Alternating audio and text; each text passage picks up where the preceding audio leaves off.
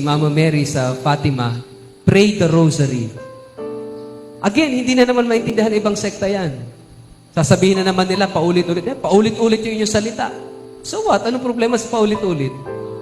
Sila nga, ilang beses sila sinasabi, Amen, Amen, praise the Lord, Amen. Di ba paulit-ulit din naman? Pero yung dinadasal natin ng bawat butil ng rosaryo is actually prayers coming from the Bible. At yung bawat misteryo ng rosaryo ay misteryo ng buhay ni Jesus. It is a meditation, a meditative prayer about the life, about the mystery of Christ. Kaya nga yung rosaryo ay buhay ni Jesus sa mata ni Maria.